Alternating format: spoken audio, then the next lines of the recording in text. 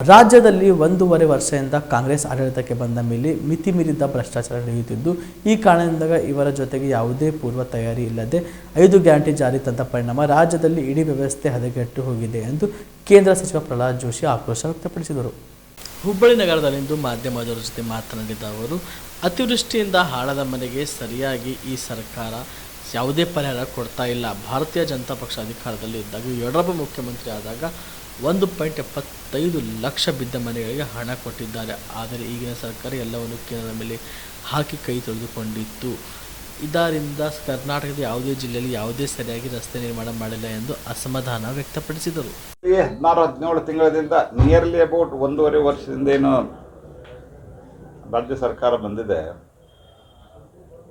ಈ ರಾಜ್ಯ ಸರ್ಕಾರ ಭ್ರಷ್ಟಾಚಾರದ ನಂತರ ದುರಾಡಳಿತ. ಎಲ್ಲಿ ಭ್ರಷ್ಟಾಚಾರ ಇರ್ತದೆ ಅಲ್ಲಿ ದುರಾಡಳಿತ ಇದ್ದೇ ಇರ್ತದೆ. ಈ ಒಂದು ಕಾರಣದಿಂದಾಗಿ ಮತ್ತು ಅನ್ಪ್ಲ್ಯಾನ್ಡ್, ವಿತೌಟ್ ಪ್ರಾಪರ್ ಪ್ಲ್ಯಾನಿಂಗ್ ಗ್ಯಾರಂಟಿಗಳನ್ನು ಅನೌನ್ಸ್ ಮಾಡಿದ್ದು ಅದನ್ನು ಕೂಡ ಸರಿಯಾಗಿ ಇಂಪ್ಲಿಮೆಂಟ್ ಆಗ್ತಾ ಇಲ್ಲ. ಅದ್ರ ಭಾಗ ಬೇರೆ. ಆದರೆ ವಿತೌಟ್ ಪ್ಲ್ಯಾನಿಂಗ್ ಮಾಡಿರುವಂಥ ಕಾರಣದಿಂದಾಗಿ ಸಂಪೂರ್ಣವಾಗಿ ಇವತ್ತು ಅಯೋಮಯವಾದಂಥ ಸ್ಥಿತಿ ಉಂಟಾಗಿದೆ. ಸಂಪೂರ್ಣವಾಗಿ ಹದಗೆಟ್ಟು ಹೋಗಿದೆ.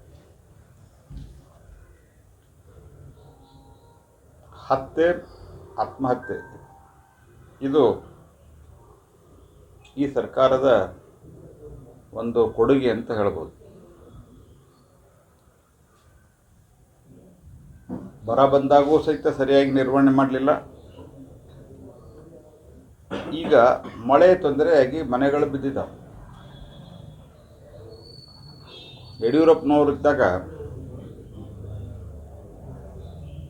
1,20,000 ರೂಪಾಯಿಯನ್ನು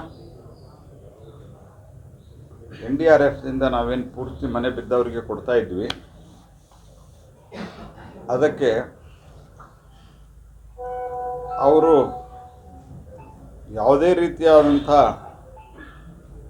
ಇಫ್ಸ್ ಆ್ಯಂಡ್ ಬಟ್ಸ್ ಕಂಡೀಷನ್ ಇತ್ಯಾದಿ ಹಾಕಲಾರದೆ 3,80,000 ರೂಪಾಯಿ ಕರ್ನಾಟಕ ರಾಜ್ಯ ಸರ್ಕಾರದಿಂದ ಕೊಟ್ಟರು. ಒಟ್ಟು 5 ಲಕ್ಷ ರೂಪಾಯಿ ತಕ್ಷಣ ಕೊಟ್ಟರು.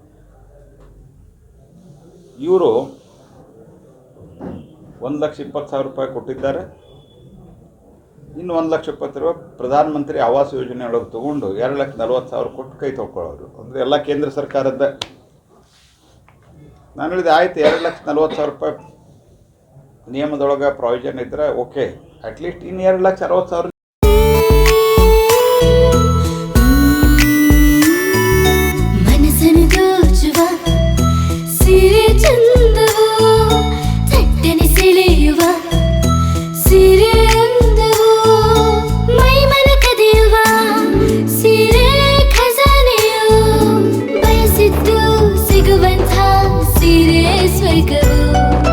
ಮದುವೆಯ ಸಂಭ್ರಮದ ಚಿತ್ತಾರದ ಸೀರೆಗಳು, ಶುಭದ ಕಾರ್ಯದಿ ಬಣ್ಣಗಳ ನರ್ತನ, ವಿಧ ವಿಧ ಸಂಗ್ರಹದಿ ಮನವನ್ನು ಅಪಹರಿಸೋ ವಿಜಯಲಕ್ಷ್ಮಿ ಸಿಲ್ಕ್ಸ್ಗೆ ಸರಸಾಟಿಯಲ್ಲಿದೆ.